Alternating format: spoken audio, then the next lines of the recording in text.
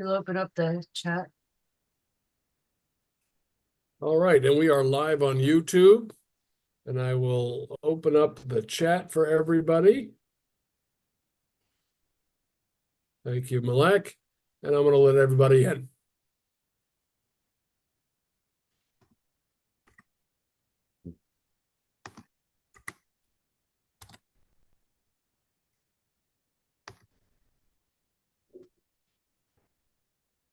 Good evening, everybody. This is the Renters Alliance Renter Town Hall. Just getting started. Takes a few minutes to let everybody in. Welcome.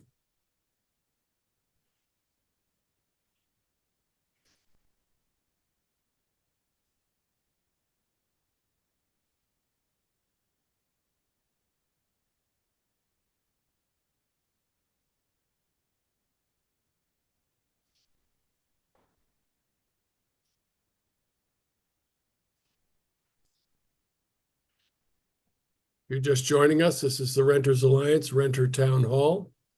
Get started in just a couple of minutes. Welcome, everybody.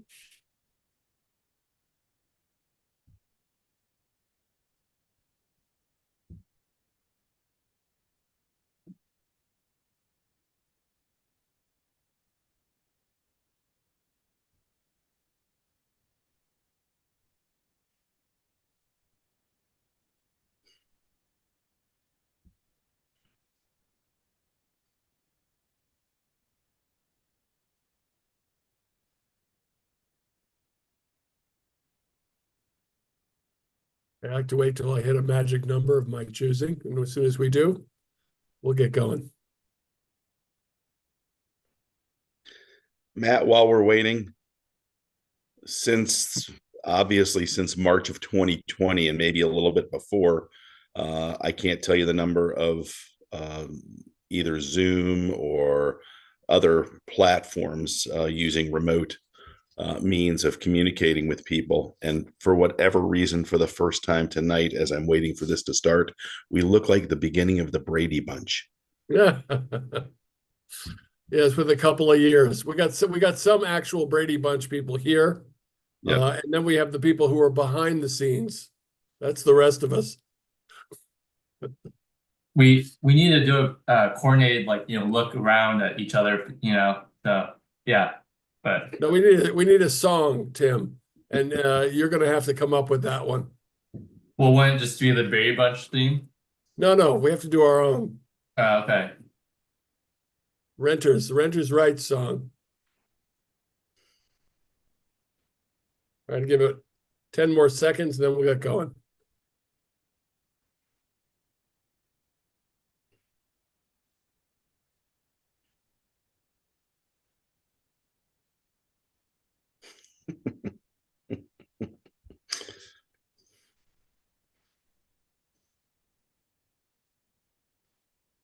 Okay, let's get started. All right, good evening, everybody. My name is Matt Losack. I'm a co-founder and executive director of the Montgomery County Renters Alliance. I'm with my staff this evening, with Emily Towie, an outreach coordinator, Tim Wong, outreach coordinator, Pat Beckham, one of our Renters Alliance outreach people, and Malek Demir as well, and also Max Wilberg, who is working with us this year from Governor Wes Moore's service year program. And we're particularly delighted to have both Max and Brian, who's not with us this evening, but Brian Piot, who's also with the program. We have a special guest tonight, of course, Battalion Chief retired, Jim Resnick, who's now the director of the outreach program for the Montgomery County Fire Department, who'll be giving us a presentation on fire safety. And I don't have to tell everybody here, but this has been a tough day for a lot of us in the state of Maryland and around the country. The results are real. And so we thought it would be a good idea to bring on our very own Jamie Raskin, congressman for our district here in Montgomery County, to give us some wise words. He is a brilliant man, as everyone knows, a constitutional scholar, law professor, and of course, now a national figure, speaking about democracy and the rule of law. And so we look forward to his remarks later in the program. But now let's get to it. A couple of things. If you have any questions or concerns, please put them in the chat. We're not going to do the raised hand thing. We want them in the chat. Our staff will get to them and respond to them as we go. You'll also have an opportunity to put questions to Chief Resnick when the time comes after his presentation. He's going to do a PowerPoint.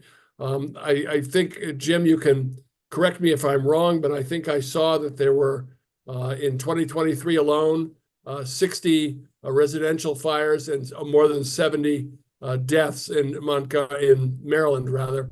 And unfortunately, those who are impacted the most are our seniors and the disabled. So something to keep in mind. We are no stranger to disasters and fires in Montgomery County. And we want all renters to be vigilant and to understand this information. And we are particularly grateful to have an expert on fire safety with us. So I'm going to turn it over to Battalion Chief Jim Resnick. Jim, thank you for joining us. It's an honor.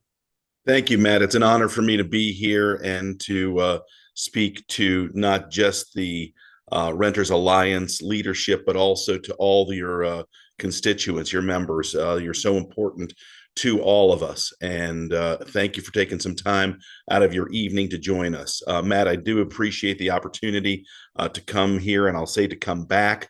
I've been fortunate enough, I think this is my third time speaking to the Renters Alliance group. And it's an honor to be in front of any group of Montgomery County residents. Matt mentioned the numbers in the state of Maryland, which were horrific numbers in terms of the number of fire deaths that the state of Maryland experienced last calendar year. And sadly, we're on pace to at least be in that realm and maybe even higher again this year. Fires, for the most part, are preventable situations. It takes a community, it takes a village to work together to try to reduce the chance of fires and to be able to react properly in the event that there is a fire or a similar type of situation. Montgomery County, Maryland, last year, we experienced 8 fire deaths in calendar year 2023. Probably, and they're all notable for living their lives and unfortunately passing away the way that they did. The name Melanie Diaz is a name that most of us didn't know till February of 2023. And her passing certainly resonated with the community. And I'd like to take just a quick moment to think about the memory of Melanie and all the other folks that we know who have passed away as a result of fires and other types of disasters in our community. So I'll indulge everyone for just a moment of silence, please.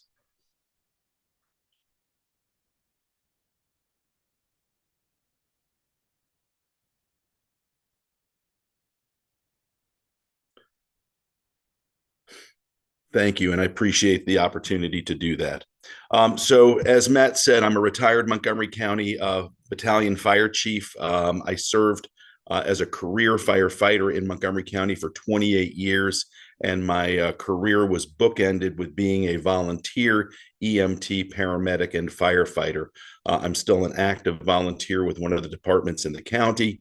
But I guess the highlight of my career has been the 28 years that I served as a full-time career paramedic and firefighter in the county. And during that time, and even since, I've been on lots and lots of fires, large fires, small fires, sadly, some fatal fires with people injured, and a lot of close calls. And as I said, the key to remember is that just about every one of these situations in one way, shape, or form was preventable. So we're going to spend a little bit of time talking about fire prevention and a little more time talking about what we describe as fire safety. Those two terms, fire prevention and fire safety, are often intermingled, but they are completely different things. Fire prevention is clearly trying to prevent the fire from occurring in the first place by practicing safety throughout our homes, in the kitchen, with candles or lack of candles, checking our electrical fittings and settings and things like that. Fire safety is what we're going to do in the unfortunate event that there is smoke or fire, having a plan, knowing ahead of time what you're going to do and where you're going to go. And as Matt said, I do have a PowerPoint that I'm going to share with you all now that includes some very, very valuable information. And I hope that everyone who's participating in tonight's session is able to take away some very important and reasonable and helpful hints along the way. So I'm guessing you guys can, Matt, can you give me a thumbs up? You can see the PowerPoint. Good stuff. Thank you. Okay. Three things I want everyone to remember. If you don't remember anything else from tonight, except of course for what Congressman Raskin is going to be telling us, it's these three things. Number one, working smoke and carbon monoxide alarms. If you are in an apartment, if you are in a single family home, if you're in a townhome, it doesn't matter. Wherever you are, you need to have at least one working smoke and carbon monoxide alarm on every level of your home. It's great to have additional alarms if possible. So not just the one outside your bedroom, but also a smoke alarm inside wherever you sleep. Whatever you call your bedroom, whatever you call your sleeping area, you need to have that working smoke alarm in there. We know that they're working because we test them. And like you see with that picture of that resident using a broom handle to push on the smoking alarm, that's what we expect people to do. And one more thing about working smoke and carbon monoxide alarms. What did we do this past weekend? We changed our clocks, or in the case of many of us, our clocks or our phones or whatever changed time automatically on their own. The message that we had was change your clocks, check your alarms. We hope that everyone did that. And if you did not do that, then when we're done with this evening's session, take 5 seconds out of your time. And these could be some of the 5 most important seconds of your life. Test that alarm. Make sure you hear it beeping. Also, alarms should be less than 10 years old. It doesn't matter if they're battery only or if they're hardwired with a battery backup. All smoke alarms and all carbon monoxide alarms must be less than 10 years old. That is a state law. That is a county and city requirement, depending on where you live.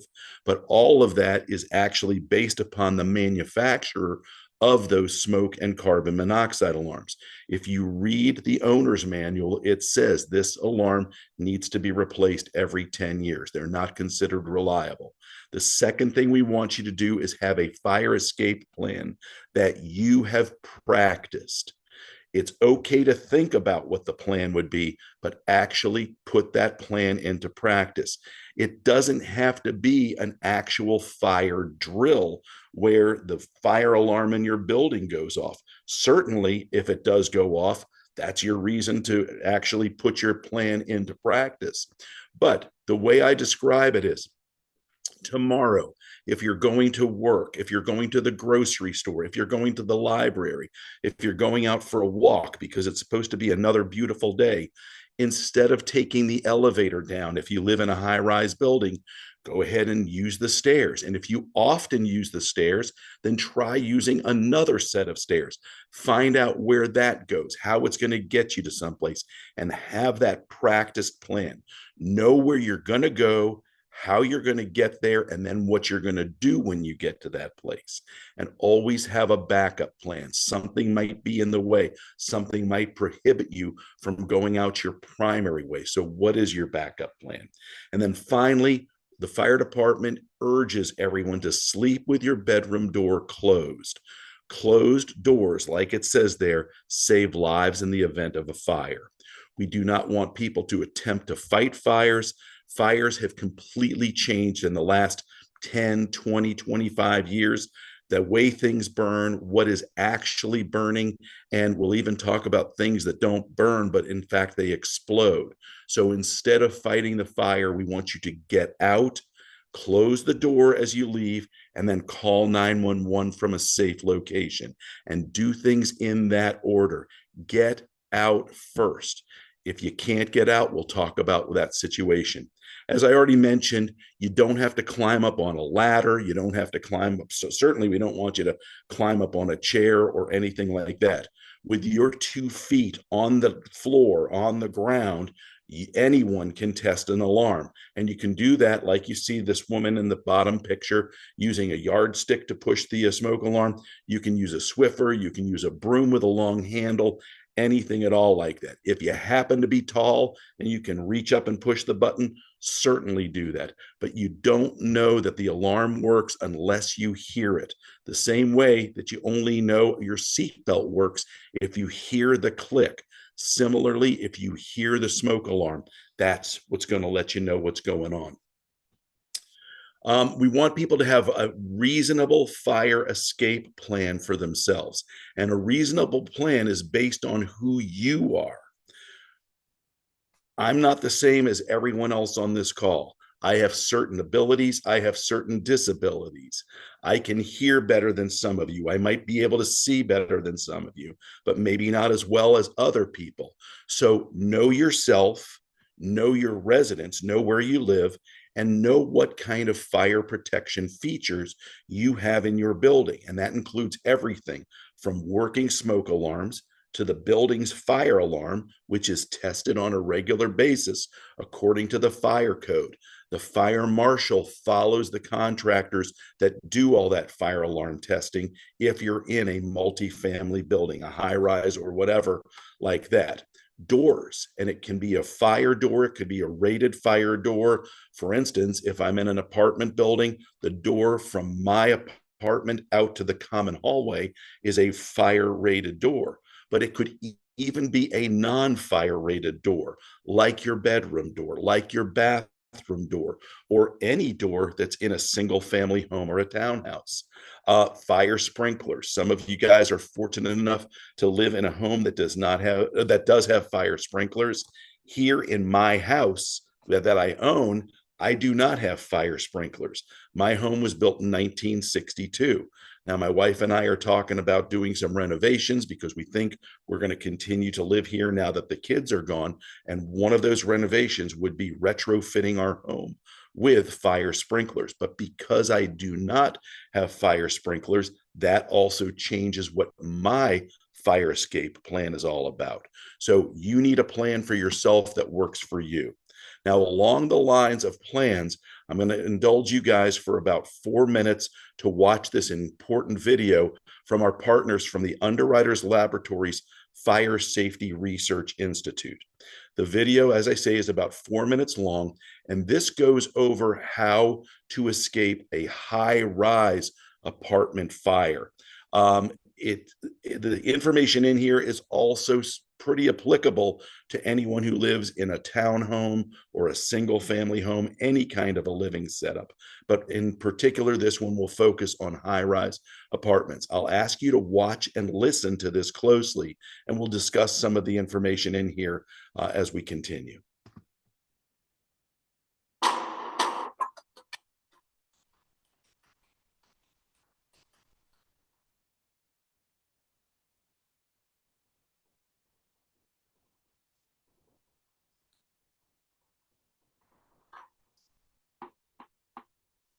In the event of a high-rise fire, whether the fire started in your home or somewhere else in the building, you'll have to make a series of decisions to help you and your loved ones survive. In this scenario, we're in a high-rise apartment building. This mirrors the actual building in which FSRI conducted research experiments to understand fire growth and spread. The building is 16 stories. Each floor has a single hallway with apartments on one side. There are exit stairwells on each end of the hallways and one in the middle. A fire starts in an apartment on the 3rd floor. All of the bedrooms are in the back, with the kitchen, dining room, and living room at the entrance. The fire starts here on the sofa in the living area.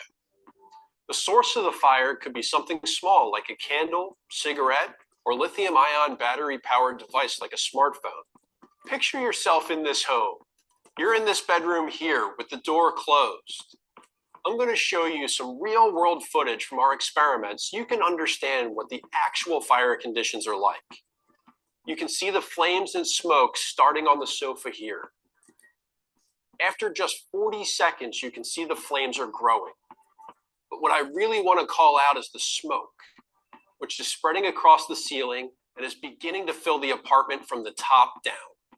This isn't like smoke you felt from a campfire or your grill. It's incredibly hot and filled with toxic gases. Smoke in an apartment fire is made up of dangerous chemicals like carbon monoxide. The longer the fire burns, the more toxic the smoke gets because the concentration or parts per million of these gases increase. If inhaled at only 400 parts per million, you'll start feeling the effects, causing headache and nausea. At 6,400 parts per million, you're dizzy and almost unconscious. It can get to the point where a single breath is dangerous to your life and health. The temperature of the smoke is just as dangerous. In our research, smoke reached temperatures of over 1,000 degrees. A few seconds of exposure can cause second and third degree burns on your skin and in your lungs. Back to the timeline. We're at 80 seconds now, and smoke has reached every room in the apartment except your bedroom with the closed door. Even a hollow core door acts as a protective barrier between you and the smoke and flames, buying you precious time in a home fire. Your reaction time is key here. Best case scenario, a smoke alarm in the living room will sound within 30 seconds. But research shows even after the alarm, most people are slow to act. Speed is paramount. Every second, the fire and smoke are growing more deadly. Your normal exit route, or plan A, may be through the apartment door and down the hallway to the nearest stairwell. But that's through the living room where the smoke and fire have been building. At just 3 minutes after ignition, you can't see through the smoke. You could be experiencing temperatures over 1,000 degrees and lethal levels of toxic gases. So what do? What is your plan B to get out? What if you can't get out? Are there other people and pets? How are they getting out? If you think these are impossible questions to answer for the first time in the middle of a fire, you're right, they are. It's why you have to create your escape plan before a fire ever starts. Map out escape plans A, B, and C, and practice them with everyone in the home. Let's pull back and look at the rest of this floor. If you live in an apartment right here, best case scenario, your building has an interconnected alarm system, so you'll be alerted within seconds of the fire being detected. But we know from research, it takes people time to process and react after hearing the alarm. Just like when the fire started in your apartment, speed is critical for escape when a fire starts in another part of the building, especially if the door to the apartment with the fire was left open by people evacuating. From our research, we know that if a door is left open during an apartment fire, not only that unit, but the connecting hallway can reach temperatures as high as 1,000 degrees in just 3 minutes. Hot enough to instantly cause second and third degree burns. In this case, escape plan A is through the hallway and down the closest stairwell, but that's past the apartment where the fire started. Plan B is the other direction, down the second stairwell. If you can't see through the smoke in the hallway, it's plan C. Get behind a closed door as far away from the fire as possible, call the fire department, and let them know where you are. Let's pull back again. For everyone that lives above the fire floor, the stairwell is most likely where you have to make the first decision. If you're on floor 10, you'll hear the connected alarm. Move quickly down the clear hallway and enter the stairwell, which is your escape plan A. If you can see, you can proceed safely. But if a door was left open somewhere below, toxic smoke can move in quickly. Smoke is usually the most lethal component in a high-rise fire because of how fast it can spread and how little people understand about its impacts. Within minutes, the levels of toxic gas in the stairwell can become deadly. At this stage, it's vital you stop. Don't keep heading down into the smoke. You need to get out of the stairwell, close the door behind you, and go to your escape plan B, the second stairwell. If escape plan B is also blocked, plan C is to get behind a closed door as far away from the fire as possible and shelter in place. Call the fire department and let them know where you are. Remember, fire moves fast. Plan ahead to save lives. Create and practice your escape plan. Everyone in the home needs to know their plans A, B, and C by heart. Make sure you have working smoke alarms or detectors properly installed on every level of the home, including inside every sleeping room and outside every sleeping area. And don't forget, close before you doze. Get that protective barrier of a door between you and the smoke and flames.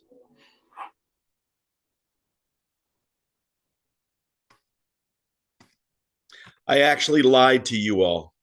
I said it was a 4-minute video. It was almost 7 minutes. But that extra 2.5 minutes lines up exactly with what Steve Kerber, the gentleman who was speaking in that video, was talking about. He said that most smoke alarms are going to react within about 30 seconds of when they sense smoke from a fire. And he then said, in many cases, at 3 minutes, you cannot escape because the amount of smoke and fire and heat have built up to that point.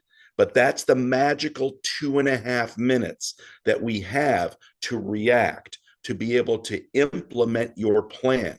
So by having a plan ahead of time, it's not like you have to waste some of that precious time thinking, now what do I do? Where am I going to go? How am I going to get there? But instead, you can instantly implement your plan A, your plan B, or perhaps your plan C. Plan A is the best answer, the best outcome, which is to get out of the building using your primary exit. And once you're out and in a safe location, then call 911. Plan B, not quite as good, but it's a reasonable, solid plan. Get out using your secondary exit.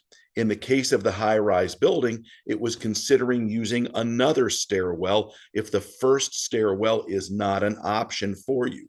Maybe it's blocked with smoke. Maybe it's blocked with other people that are trying to evacuate. There could be a zillion reasons why you can't use that primary exit. So have that backup plan, that secondary exit. For those of us like me who's in a two-story single-family home, maybe that secondary exit is going out of a window, and you've got to have a plan about which window, how you're going to use that window, why you're going to use that window, and what you're going to do once you've used that window.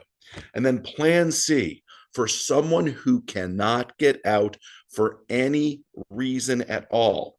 And any reason at all could be there's smoke, there's heat, there's fire blocking my exit path for both plan A and plan B. Or another reason I'm in plan C is I have some kind of a mobility issue. I'm on an upper floor of a building, whether it's a house, a townhouse, an apartment, a condominium, it doesn't matter. I'm on an upper level and I can't use the elevator in the event of a fire. Therefore, I'm kind of trapped on my floor. I instantly implement plan C. I get safe, meaning I go to a location where there is no smoke, where there is no fire. I close at least one door between me and the bad stuff. And then I call 911 and tell them exactly where I am. So that's our plans A, B, and C, like what Steve was talking about in that video. A little bit more about plan A, okay? Get out of here, like Homer Simpson is saying, okay? Know your exits, know your primary exit. As you're leaving, if you have the ability to close doors, do it, but don't slow down and backtrack to close doors. Just get out. Go to your designated meeting place, which might be a particular area of the parking lot or the mailbox in front of your home or your building, or another place that you have told other people in your life, this is where I'm going to go in the event that there's an emergency. And if I don't show up there, that means something is going on and I'm missing. Maybe I'm already out of the building and I'm at the movies or something like that. But there's something wrong if you don't see me there. And then once you get out, stay out. For plan B, like I said before, if your primary exit is blocked or otherwise unusable, get out using another way. Use another stairwell, consider the windows, close doors like before, go to your designated meeting place like before, and get out and stay out. And then plan C. As you can see from the picture that I've got in the top right side of this slide, this is the difference between an open bedroom door and a closed bedroom door.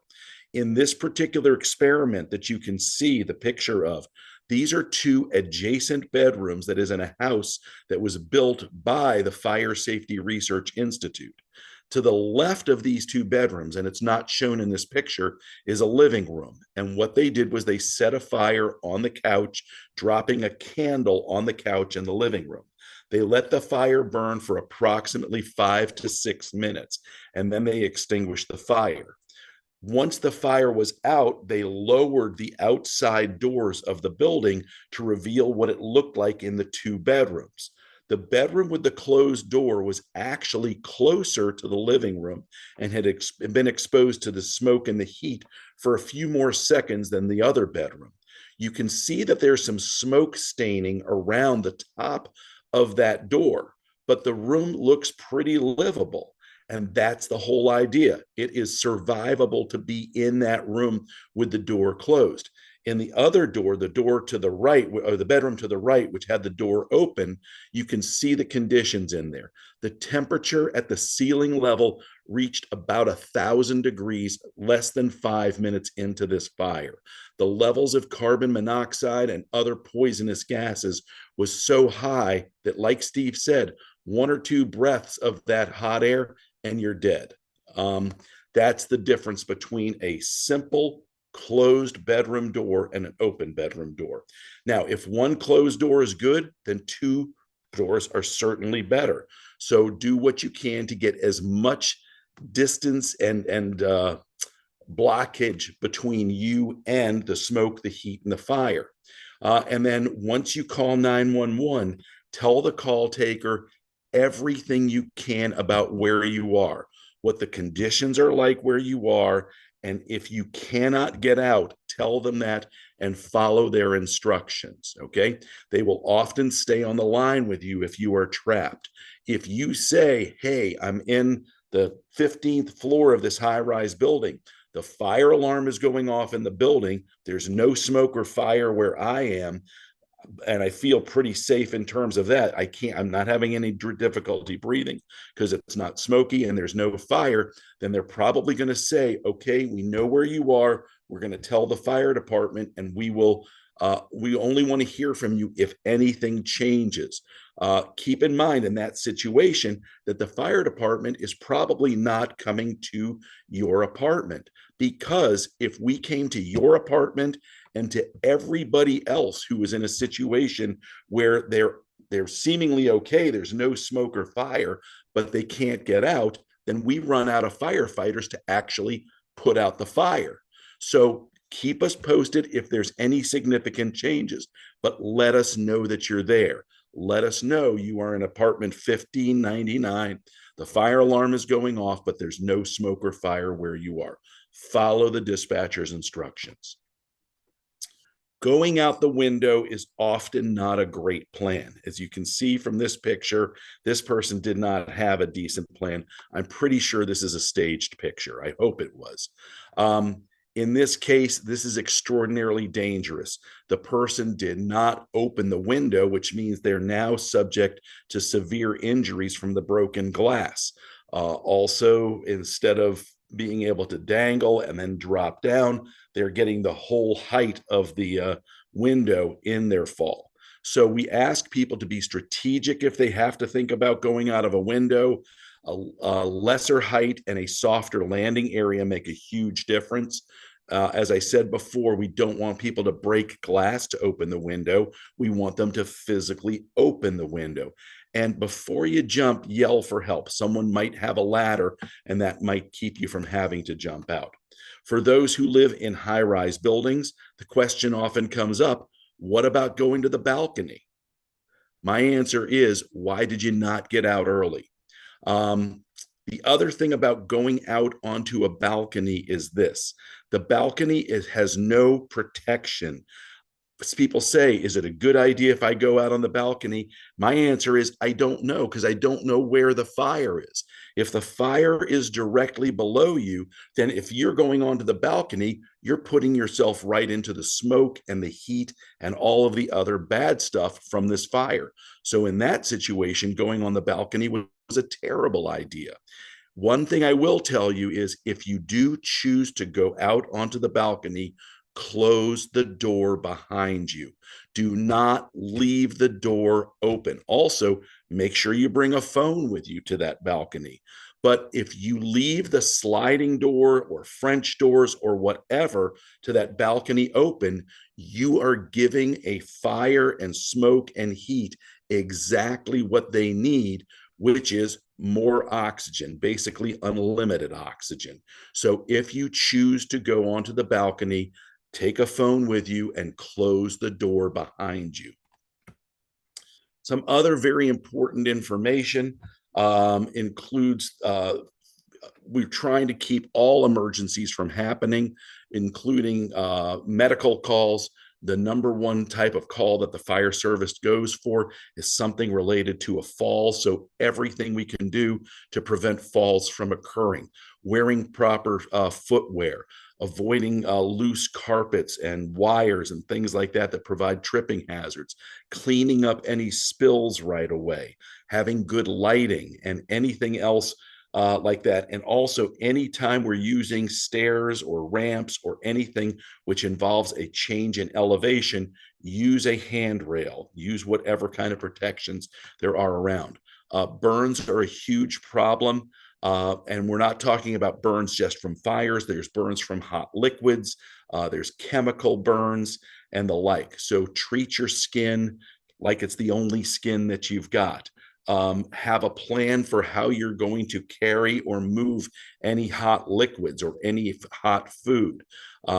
Use oven mitts and things like that properly when you have the ability to do so. If we didn't learn anything over the last few years with COVID about infection control, then I don't know what we were doing. Stay home if you're sick, cover coughs and sneezes, wash hands regularly, take care of yourself that way. And hydration is a really big issue for lots of us, not just during the summer when it's hot or even in November when it's hot, but all year round. And the older we are, the more we tend to be dehydrated. So my answer is drink up. And this is just cranberry juice. It is not anything else in there. Tim, thank you for joining me for a drink. Where have I heard that one before? Finally, this thing called the File of Life that you see on the right side of your screen. This is primarily for older adults or folks who have significant medical conditions, perhaps disabilities. We want those folks in particular to have a file of life that is filled out and then it's placed on the refrigerator, not in the reverse order. It's got to be filled out first. What that form has, it's an accordion form, which has all kinds of your medical information, allergies, medications, medical history, the name and phone number of your physician, your primary care physician, insurance information, emergency contacts, and that type of information. If you need one, I believe at the end of this PowerPoint, I've got some contact information, but if you can remember the number 311 for any Montgomery County resident who calls 311 and requests a file of life, whether it comes from the health department or whether it comes from fire and rescue, we're glad to send one to you in the mail. Some of you might live in buildings where there are already files of life, maybe in the rental office or someplace like that, because we work in partnership with a lot of these places. That's one of the mandates from our fire chief, Corey Smedley, is that we need to be working so closely with you guys in the communities. And again, like we've said before, and I can't say this enough, close before you doze. Get the power of that closed door to provide a level of safety for you. Now, who's responsible for what? In the case of a rental, the property owner or the landlord is responsible for ensuring that the proper equipment is in place in the proper locations as established by both the fire code and the housing code. Montgomery County Fire and Rescue actually has almost nothing to do with this. The fire code compliance section or office is part of the fire marshal's office, and they actually fall under the Department of Permitting Services. That's a separate department than the DHCA, Department of Housing and Community Affairs, which has the primary role of working with renters and their landlords to ensure safety in their homes. So while I'm able to provide a lot of safety information on this, me and my team, we are not the ultimate authority on this. So it's important to understand who's responsible for what there. Along the lines of responsibilities, you as the tenant are responsible for testing alarms to make sure that the alarms work as they're supposed to, and you're responsible for timely notification to the responsible party if there is a problem. And the way I describe it is this: if I know Joe or Jane, the maintenance staff at my building, and I'm used to seeing them in the hallway, and I say, hey, Joe, hey, Jane, how are you doing? If I find that there's a problem with my smoke or carbon monoxide alarms, I shouldn't just walk down the hall and say, hey, Joe, I got a problem with my smoke alarm. Instead, I need to use the proper means that are established for my building of notifying them of some type of an issue. So that means using the proper online form or paper form or whatever it is to deal with maintenance type of issues. And this should be treated as a high priority issue by your landlord and management and maintenance. So fire prevention, as I mentioned before, is the primary thing. We want no fires to occur. The way we can do that is by safe actions within our homes, including never leaving cooking unattended.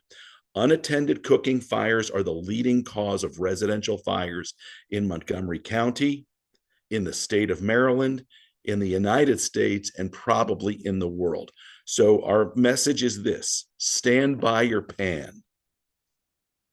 Yes, I did say stand by your pan. Okay. Kind of like Patsy Cline or Loretta Lynn or whoever it was. All right. So stay with whatever you've got cooking, and I'm not going to sing that. Second thing is unattended candles.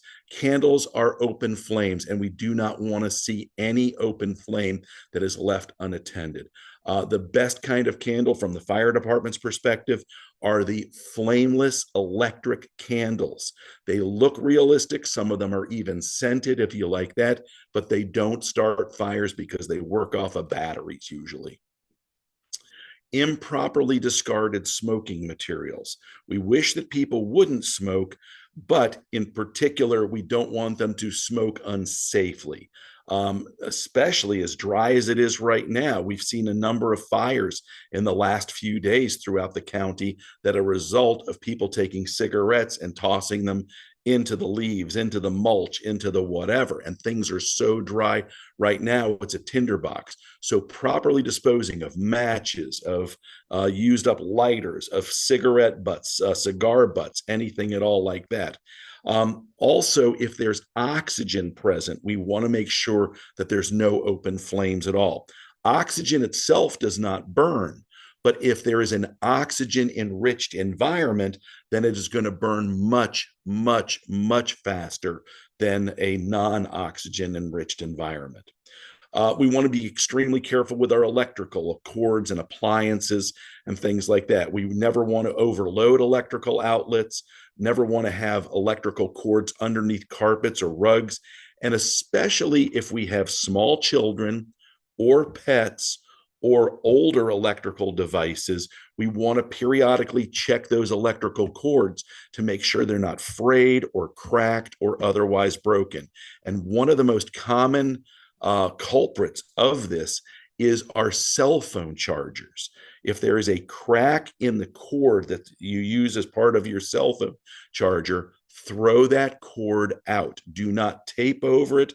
Do not try to use it anymore, but put it in the trash and buy the replacement cord that is recommended by the manufacturer of that cell phone.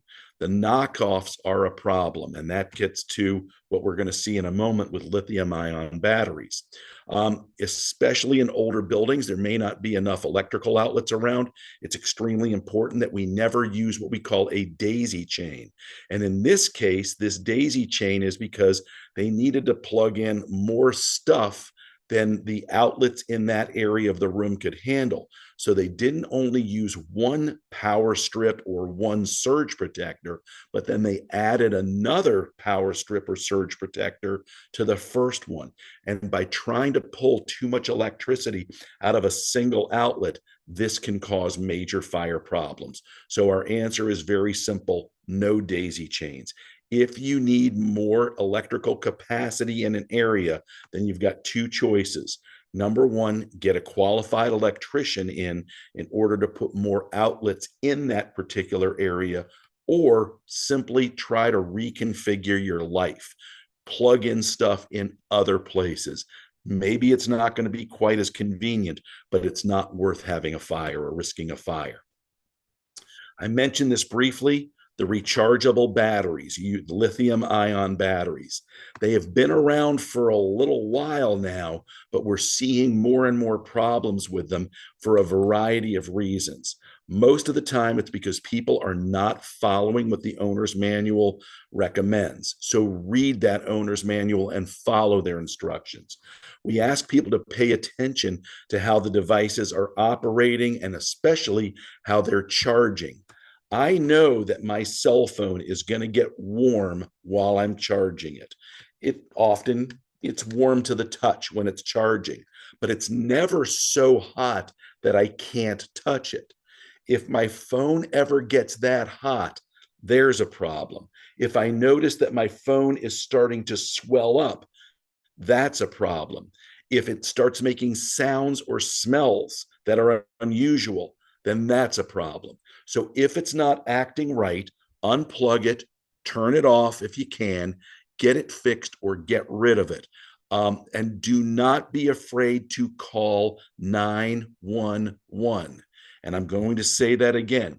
If my cell phone, if my laptop, if my tablet, if any of these devices that have lithium-ion batteries in them, and that's how they are powered, if they start acting weird, get away from them and call 911. Don't wait for them to catch on fire, because they don't catch on fire, they literally explode. And the fires that we see from these devices, even a tiny cell phone, the fires that we're seeing from them are devastating. We also don't want you to charge your devices in direct sunlight. The extra energy from the sun can be enough to overheat those batteries and cause them to explode. And finally, never cover charging devices with blankets, with papers, or anything else. That's going to trap the heat in there. And again, that can cause these things to explode. Carbon monoxide. If you are a renter, whether or not you have an obvious carbon monoxide source like natural gas in your home, even if you don't have those sources, as a renter, you're still supposed to have a working carbon monoxide alarm in your home. The thing about this poisonous gas is you can't smell it, you can't see it, you can't taste it, you can't touch and tell that it's there. The sources are things that are burning, but they're not burning correctly. That can include a malfunctioning gas stove.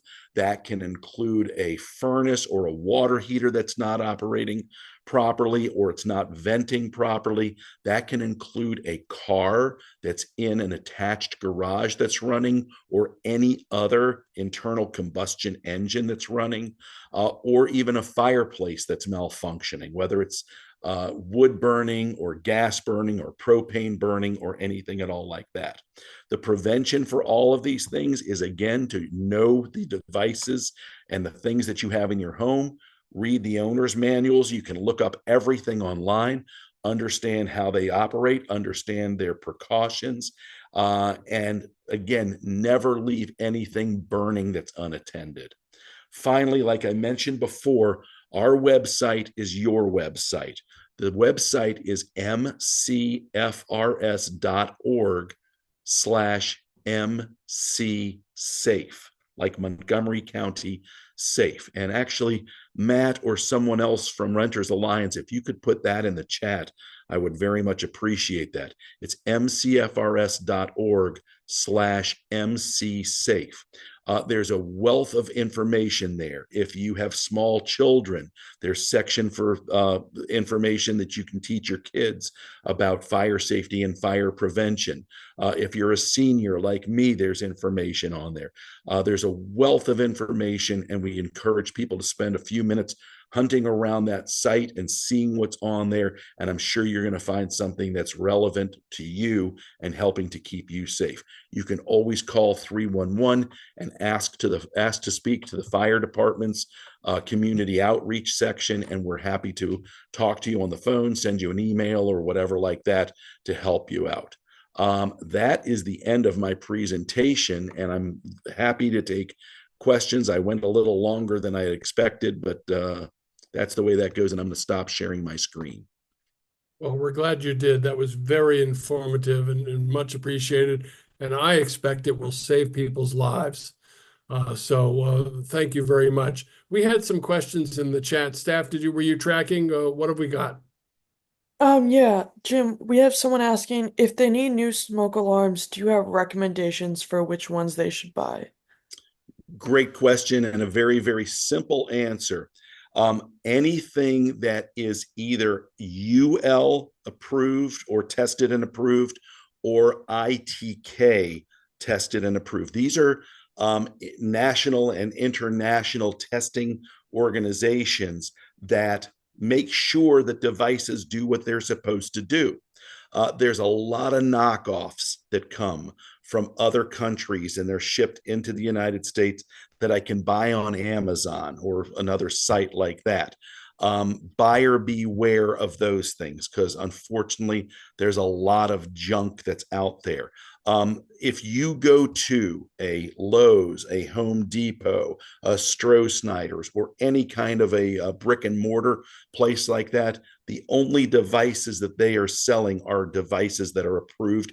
You're usually going to find either First Alert or Kidde, Kidde, either of those companies, and those are outstanding alarms.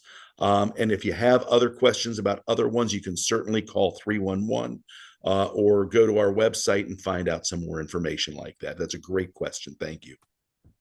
I saw a question in the QA from Paulette. It said, do apartment buildings have stated suggested fire escape routes for tenants? Are they required to post them somewhere? Very interesting question, and that may be changing as time goes on. There was recently a law that was passed in the county, which we're in the process of. Everyone's trying to work on how to implement this. It came to some of our departments without a lot of advanced notice. It seems that most of the responsibility for the implementation of this information is going to come from the Department of Housing and Community Affairs, but there may be some input from fire rescue, from fire code compliance that I mentioned before as part of permitting services.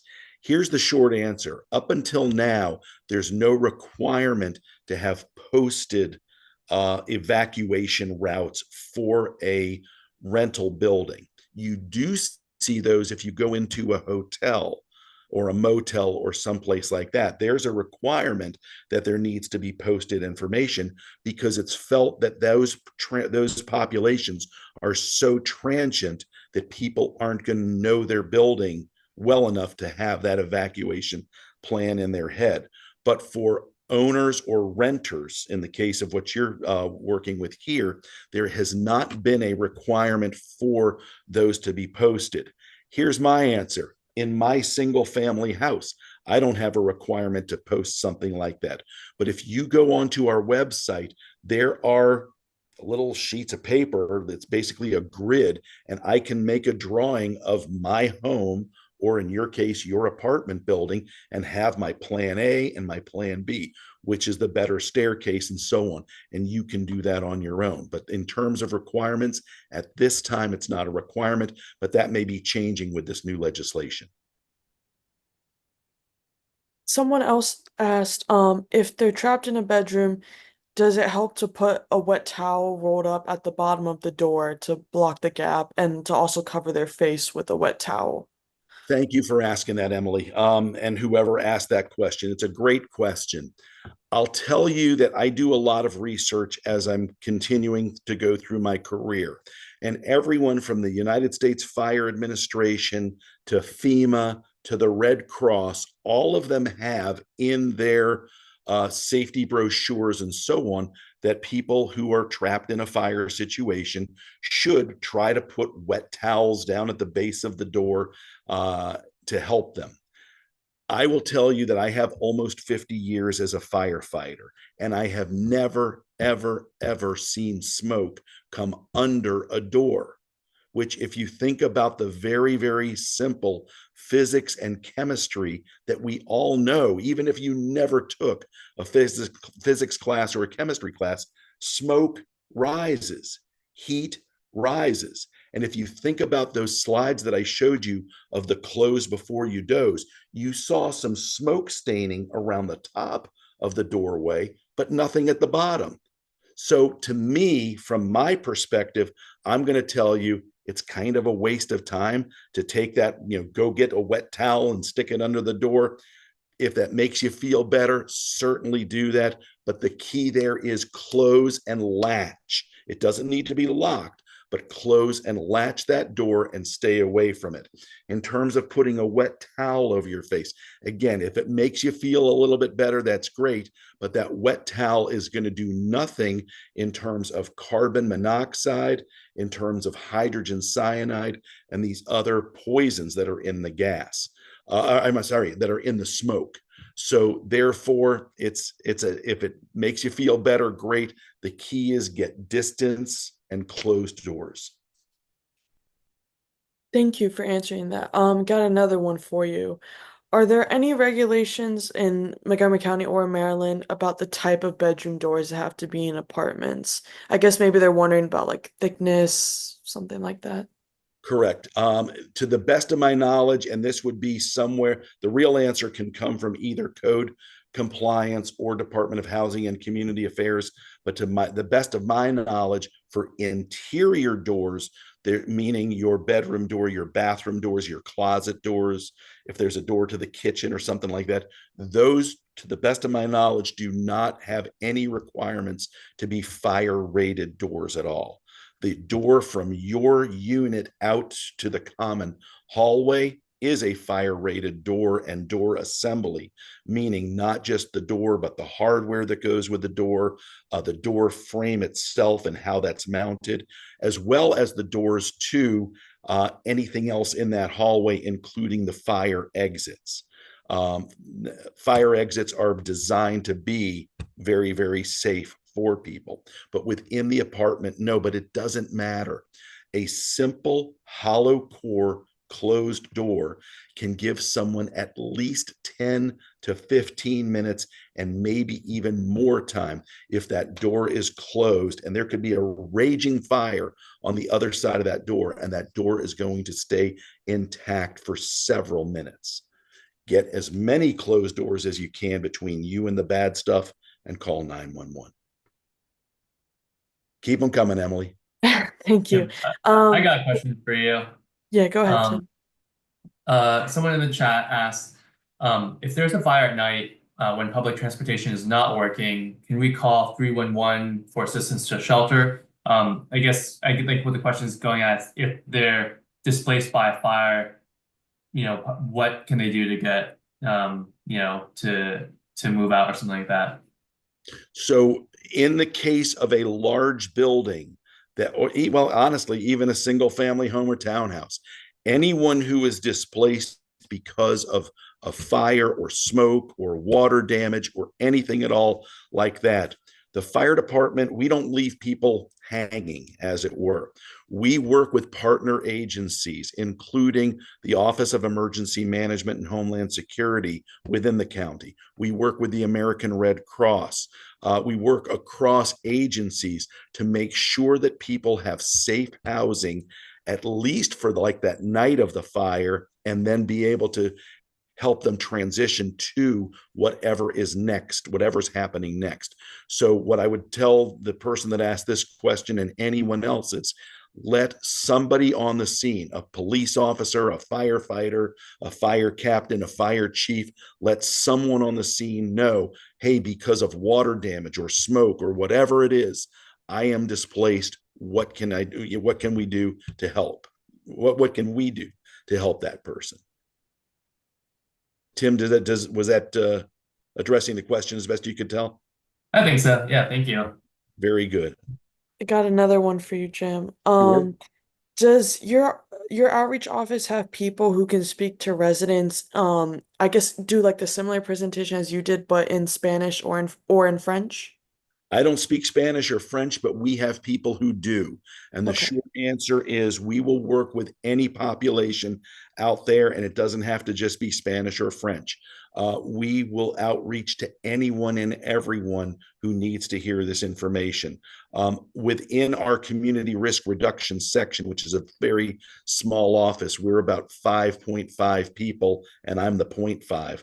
We have a couple of Spanish speakers in that group, and we can bring in additional resources as necessary to provide this information and this education to anyone. I'll also go back for 1 second, since you did bring that up. Give me 1 second, and I want to show you guys something on our website. I'm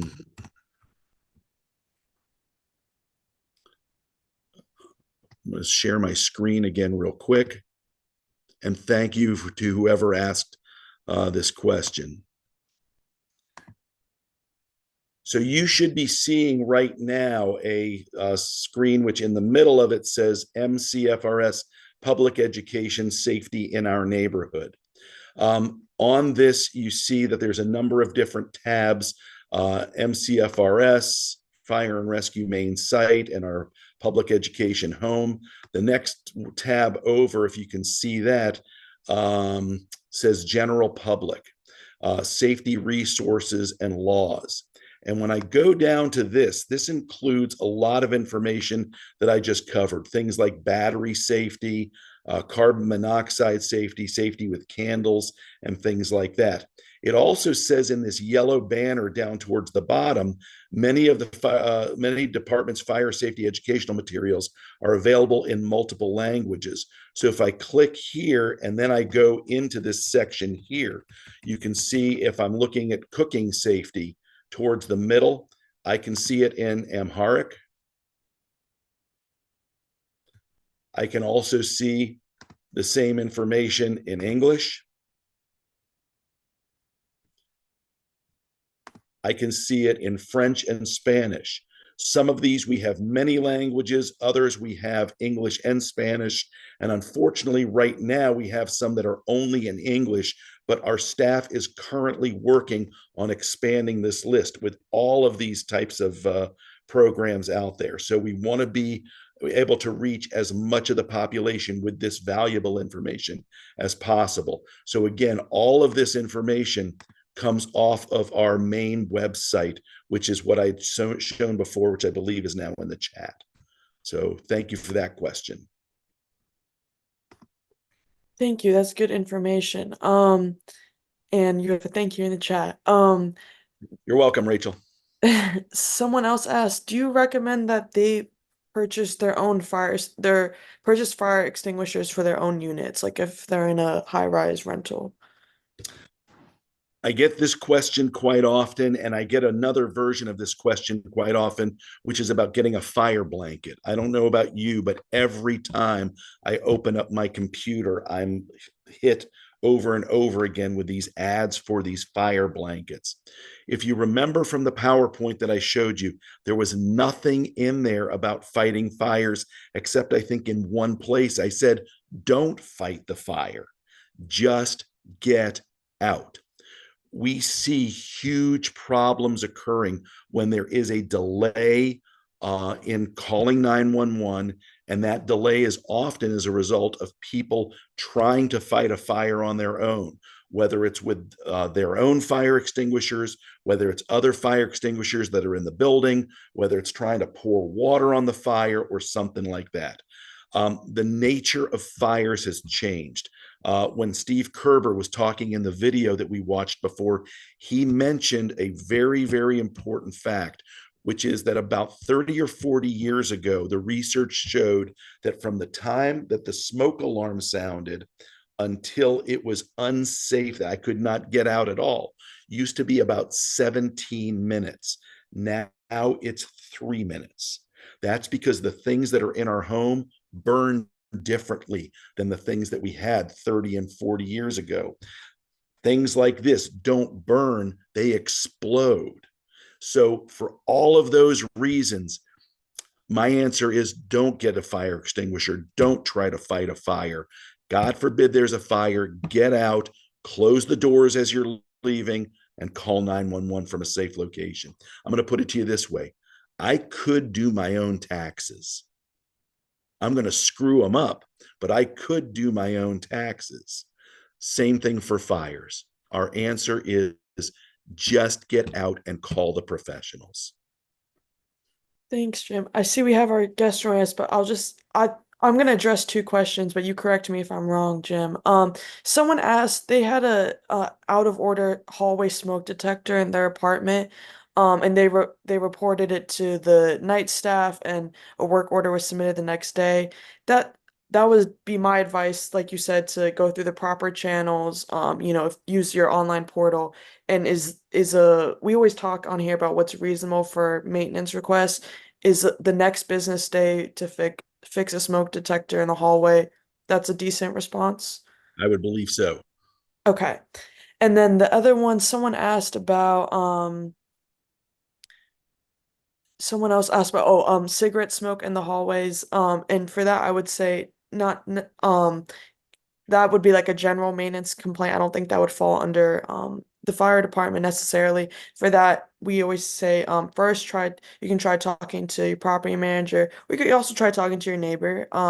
But go through the property manager, or let them know, and if they aren't able to address it, you can always escalate by filing a code complaint by calling 311, or there's an online form that we'll put in the chat. But I don't think that would fall under like Jim's jurisdiction. And just one aside on that, very interestingly, the way that codes are written and laws are written and so on, you see signs in elevators that say no smoking. Actually, the enforcement, as it were, for that is not through the fire department, it's through the health department. So there's so many different parts of our government that are related to these things. It's a fascinating thing, and maybe Congressman Raskin can address some of that. We're not going to put him on the spot with that one tonight. Anything I can do, bigger fish to fry in our safe kitchen. We've only got a couple more minutes before Congressman Raskin joins us. I wanted to whip through, and Jim, by the way, again, fabulous presentation as always. I can't believe that you have 50 years experience. You don't look old enough to have that kind of experience, but maybe your work has kept you young in some ways. But unfortunately, Chief Resnick, we are going to have you back again and again over the coming months and years. This is something that is not a one-time message, but a message that needs to be repeated over and over again. And the need will not go away. But we want to thank you very much for your presentation. This presentation was recorded. It is available on YouTube, and we will share it, in our newsletter. Which, if you're on this call, this webinar, you'll get our newsletter. So that's coming. I wanted to whip through a couple of things which we do at every town hall. There is a program for those who are eligible. That if you need a lawyer and you're facing eviction, contact us and we can help you. It's called the Access to Counsel and Eviction Program. We provide outreach for that program and can guide you to lawyers if you need them, if you're eligible. Eligible means low income. Unfortunately, it's not available for everybody who's higher income. There's an expectation that there's limited resources, and there's an expectation that you'll be able to hire an attorney. But if you're low income, which is the majority of people who are having evictions filed against them, there is the potential for free legal services. In addition, the Office of Landlord and Tenant Affairs is available to handle complaints having to do with your lease or your rights. We can guide you to that resource. If one of our staff can put the complaint link in the chat. And also, if you have a code violation, that is a maintenance issue in your apartment, your appliances aren't working, there's a leak, there's mold, there's vermin, some other issue. And of course, you've done your best to alert the property manager or the landlord to the problem, and they haven't resolved it in a reasonable period of time. Call us for some advice or contact us. We can put our 888 number in the chat, or our info at Renters Alliance in the chat, and you can certainly get in touch with us, and we can give you some advice as to whether or not it's time to file a complaint. And if it is time to file a complaint, then the link will also be in the chat. So, go there and let us help you. A couple other notes before, again, Congressman Raskin joins us. We are going to be in the Silver Spring Thanksgiving Day Parade on Saturday, November 16th. We have a float. We've got folks who are going to be on the float in the back holding up signs saying, renters vote and renters have rights. And rent stabilization is a good thing, not just in Montgomery County, but in Gaithersburg and Rockville. We hope that they also pass a rent stabilization law that protects renters from rent gouging. And of course, our number one legislative priority this year in the state legislature is just cause eviction protection. And one of our longtime board members, Delegate Janelle Wilkins, is leading that effort. She got it through the House of Delegates with the support of our board member, Delegate Vaughn Stewart, and a very supportive Montgomery County delegation. But it stalled in the Senate, and we're hoping to get it through the Senate this time around. So if you want to help us and you're facing a landlord who likes to kick people out without giving them any justification, this is a law that should protect everybody who lives in rental housing. So if you'd like to testify, you have a story you want to tell, we'd like to know about it, and we'd like to get you on board. And if you want to be on the truck with us on Saturday, November 16th, then please reach out to us at info@rentersalliance.org. What it requires is that you have to be with us at 9 o'clock in the morning on Saturday, dress warmly.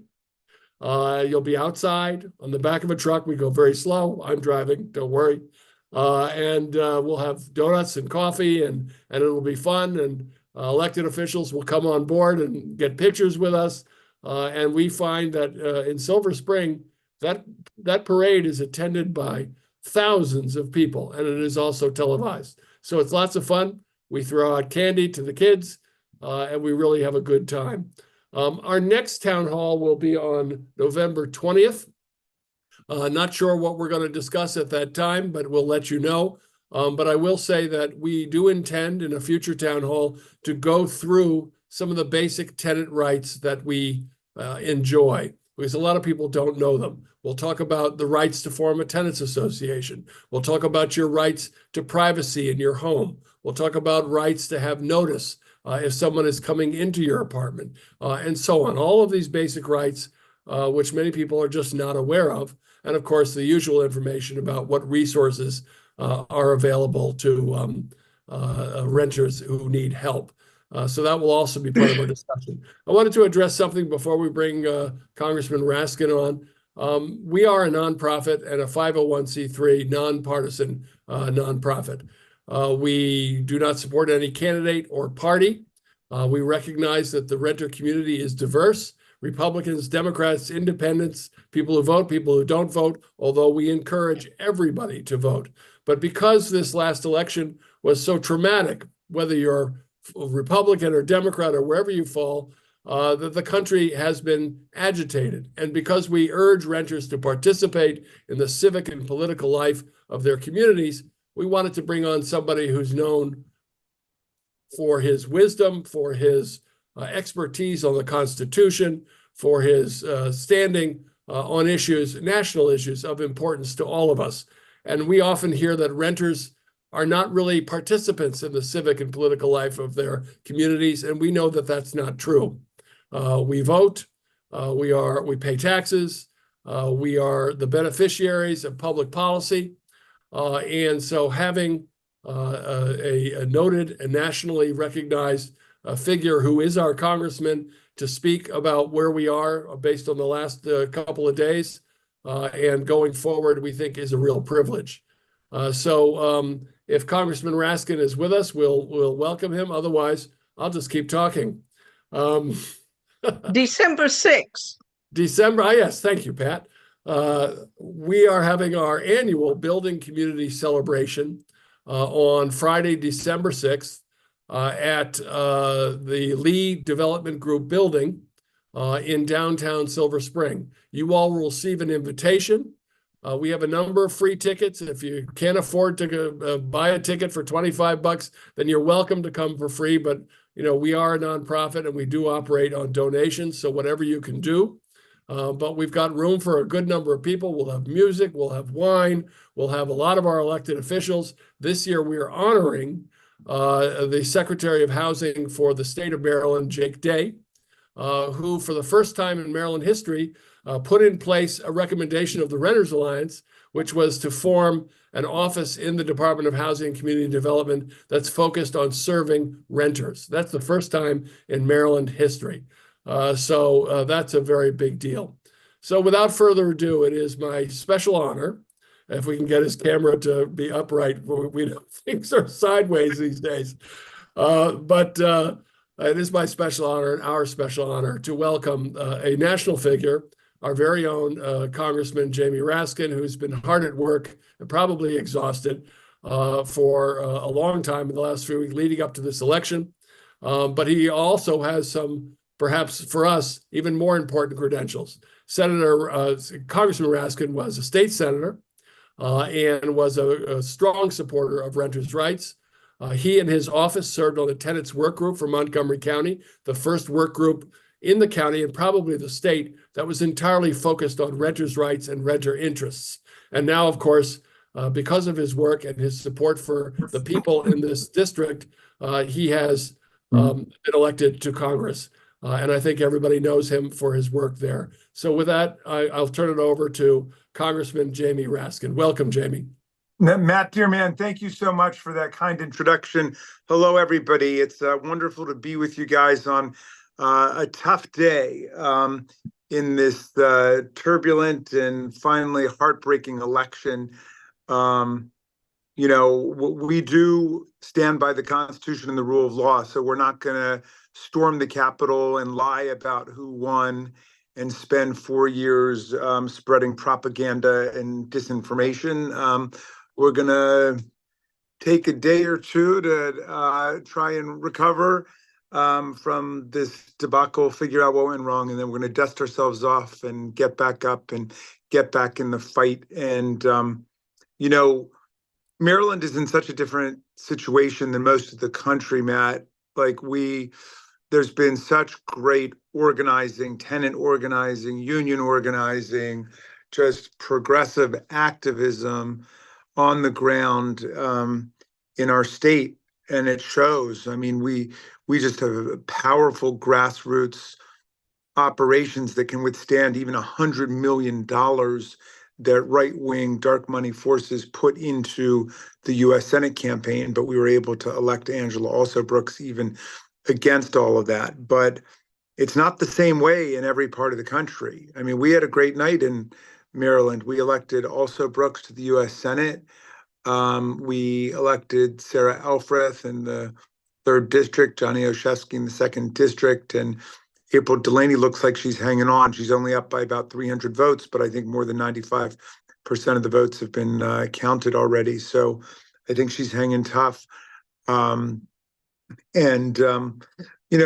when I was first getting involved and ran for the state Senate, Matt, you'll recall, I mean, I've been doing a lot of tenant advocacy and a lot of representation of different tenants groups and tenants fighting about uninhabitable conditions, broken elevators, heat not working, infestations, and so on. But we talked about how renters, certainly in Montgomery County, were a sleeping giant. And if we could organize the tenants, it would make a huge difference in terms of the politics of our county and then the politics of the state. And I think that you've done that in pretty much every election, with some other groups like Progressive Neighbors. And that's the kind of organizing that we need to take place across the country to recover from this political nightmare we find ourselves in right now. Anyway, we got a shot at hanging on to the House of Representatives. I would call it's about a 1 in 3 shot. There are 27 House seats. They're too close to call right now. We need to win 18 of them. So I think that's exactly 2/3. So we basically have like a 1 in 3 shot if we could pull that off. But I think it's possible, and it's important so that they don't have like a clean sweep trifecta control at the federal level. But never underestimate the importance of what you guys are doing in the lives of all the people who are members of the Renters Alliance, and also what it means generally for our politics. I remember when I first ran, and Matt and some of my other friends got all the tenants behind me, and all the landlords were for the incumbent. And so the landlords would have these huge signs, like, they looked like, ExxonMobil signs for my opponent, like, downstairs on the front lawn of these huge buildings. But if you looked up in the windows in the apartment buildings, they were all my signs that the tenants were displaying. And I thought it was such an amazing lesson in one person, one vote. I mean, most of these landlords or building owners don't even live in Maryland. They're living in Miami or something, or New York or whatever. But I take the tenants any day over the landlords, not just as a moral and ethical proposition, but as a political proposition. There's just power in the organizing. There's power in the numbers if people don't feel isolated and lonely. So anyway, thank you for what you guys are doing. Forgive my free association tonight, but it's been a rough day, as you can imagine.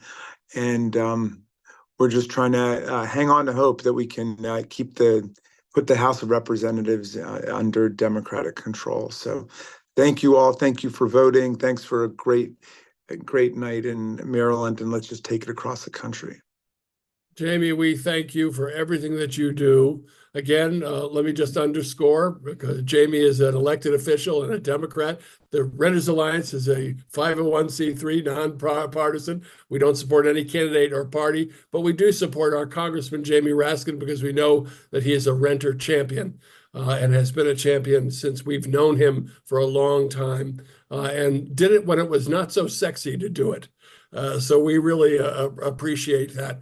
And also, again, whether you're Republican, Democrat, or independent, we do ask renters to pay attention to elected officials in terms of where they stand on public policy that relates to rental housing. So, whether the housing is stable, whether it's quality, whether it's affordable, because I think everybody knows that stable, affordable rental housing is central to community health, welfare, and prosperity. So Congressman Raskin, if we keep you up one more minute, I'm afraid your forehead's going to hit the screen. So we want you to get a good night's rest. We thank you with all of our heart, and we wish you well. Thanks, everybody. I bid you a loving and nonpartisan good night.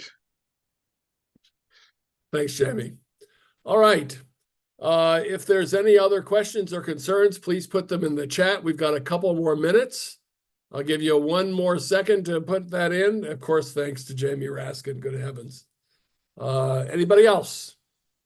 I think there are some questions in the chat. I think we just kind of, if you kind of want to reiterate Tamara's status about being nonpartisan, there are some questions whether or not we were nonpartisan and what the presidential election had to do with, what we did.